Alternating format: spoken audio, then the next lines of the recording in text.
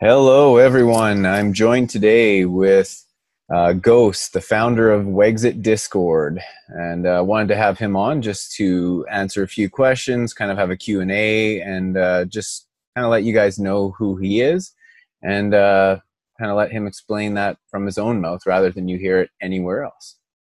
So I guess first with introductions, you can just tell everyone who you are and what your affiliation is with the WEXIT Discord administration. I'm Ghost Project. I started this Discord about 3 days after the election. I noticed Facebook was starting to ban and censor people with a separatist view. So I wanted to create a safe place for people to have open, honest discussion, to connect and to unify people around the West here so that they could, you know, join forces and do what's right and move the movement forward. Awesome. Do you is WEXIT Discord affiliated with WEXIT, and if not, why? We were affiliated. Um, when we were at about 600 members, Eric Wall, who's a board member from WEXIT, joined our Discord. I tried to contact as many of the board members as possible, notify them that I had built this platform in support of WEXIT. I love what they were doing, trying to get us a free voice, get the West kind of out of tyranny, and get us out of the control from the East and from the government.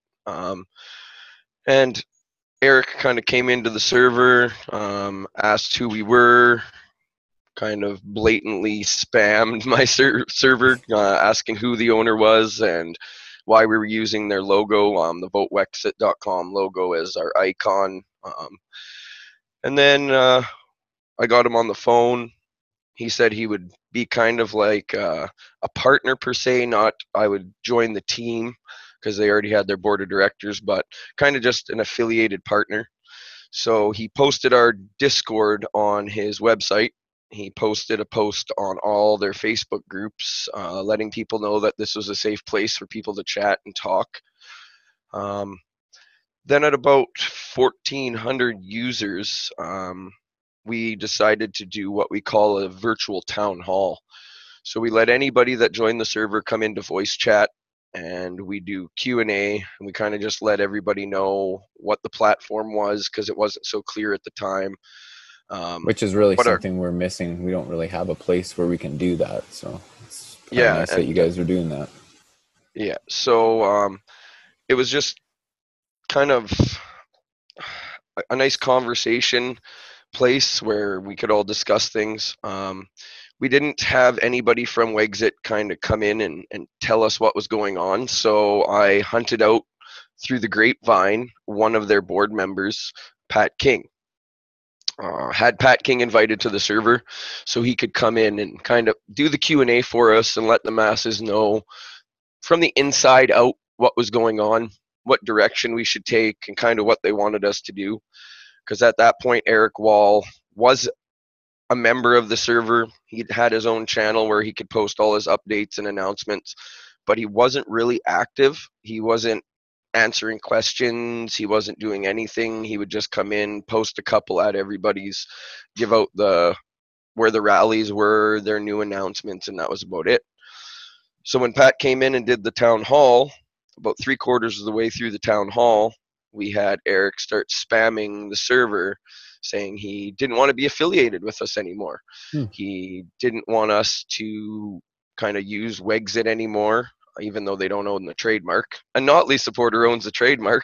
And so, interesting. Yeah. So right through the live stream, he was doing that. There was a whole bunch of people that were kind of like, what the heck?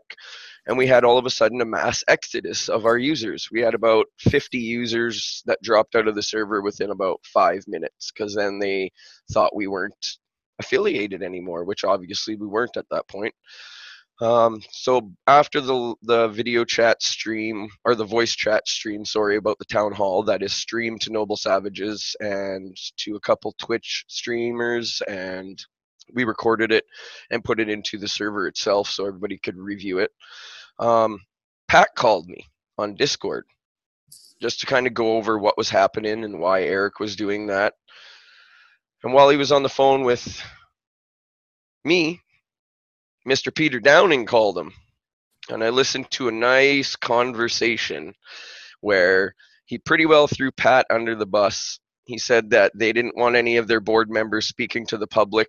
They wanted to control their narrative and only release information when they wanted to release information. They didn't want the people to know what their plans were, what was going on, and that he was no longer a board of directors anymore. Hmm. And that's from my ears on here, because I don't think Peter knew that I was listening to the conversation in the background. Yeah. I think it's kind of childish to do that when somebody was just helping get your view out to 1,400 people in my server so that they could keep the good fight up, keep the discussions up, and keep the movement going. Yeah. So after me and Pat listened to Peter pretty well throw him under the bus, tell him he was no longer a board of directors anymore, and I heard Peter say he was a board of directors 100%. Peter Downing decided to phone me, who I had dropped my info probably for a week for him to get a hold of me or for any of the board members to get a hold of me. And pretty well told me that what Eric Wall did was wrong, that he was going to help me get back my subscriber count, get the word out. He wanted to come out to my reservation I live on with my wife, who is First Nations, and I have a First Nations daughter, to talk about our boil water advisory, to sit down and kind of have an interview and chat about the Discord and show him the ins and outs of Discord. That was wonderful. I took it as a great handout. You know, he tried to reach out and make things better. The olive leaf. Yep, threw out the branch, and nothing happened. He ghosted me after that, which is kind of ironic because that's my tag name. So, yeah, didn't hear nothing from him. And then about 4 days later after that, he had Eric come into the server and demand us to remove the logo again, or he would sue us for intellectual property because he owned that logo, to not use WEXIT anymore, which then I kind of took it to heart and phoned my lawyer and found out that he can't be doing that. That's just an idle threat. Then I proceeded to look on Canada's trademark website and find out that he doesn't own the trademark. Nobody in WEXIT owns the trademark for WEXIT. A Mr. Matthew Holden, which is still a party member of the NDP, was smarter than they were and trademarked the logo underneath them. And yeah, so that kind of leaves us where we're at now, where we're still supporting WEXIT. We still like what they're doing. They're gaining massive momentum. They're gaining massive viewership. And I'm still offering a safe place for anybody to come and chit chat. Yeah.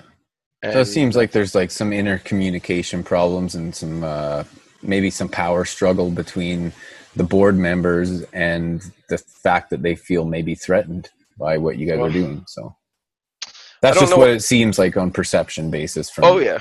Yeah, for sure. And I can see that myself. I did a platform that they never thought of. Discord was mainly for gamers and cryptocurrency, which I did cryptocurrency as a hobby for many years. So I think they did take it as a threat that I was making a platform that they couldn't control, that was open and honest and they couldn't censor. Well, and now they're doing their whole report other members for having questions and kind of comments on what they could do better or asking questions about the leadership, and they just go and ban people on their Facebook groups now. So I think they have a lot of see something, say something policy. Exactly right. I think they don't want to have anybody have input. They want to control everything, kind of like a dictatorship where they run everything, they control everything, and everybody just kind of blindly follows behind them and subscribes and gives them money. So that's unfortunate because there is a lot of really good people that are behind this movement. But well, yeah, like we have lawyers, businessmen. I'm an oil field construction foreman and supervisor. We have everything from 18-year-olds to we have a man on the server who's 78 years old, never used Discord before, and is an active user. He is a regular poster. He is super smart. We have a whole bunch of First Nation people. We have people from South Africa, Britain, My buddy from Australia is in there actively supporting us and learning and researching. And that's all we do here is we educate. We don't assassinate. We don't, annihilate people's views. We have open, honest discussions. We have an awesome code of conduct that pretty well pertains to no violence, no racism, no trolling, and no coming in here and just spamming nonsense like crazy. And that's all our rules are pretty well, is just Hmm. be a good Westerner and be respectful. Yeah. So if there's one thing you could pick about the server that you'd say you love the most, and then maybe one thing you could pick that you would say I'd like to change, what would those be? Um, I love the fact that we get big connections, that anybody can come in, become friends, work on different things. We can collaborate with many, many YouTube content creators, the Noble Savages, the Myth is Canada, you yourself, Critical Thinker, Critic Chick is in here. We have just a whole bunch of connections that are made in this server that is just amazing. The one thing that I wish we could change is getting back with our affiliation with WEXIT. Yeah. We have the same goal. We have Yeah. the same future outlook. I'm doing this for my daughter. I'm not doing this for myself. So I just wanted to sit down at the table with them, figure out why they're so controlling, and just say, "Hey guys, let's figure this shit out. Let's stop the hate and the assassination and just work towards our common goal, unifying the people and making Western Canada a better place."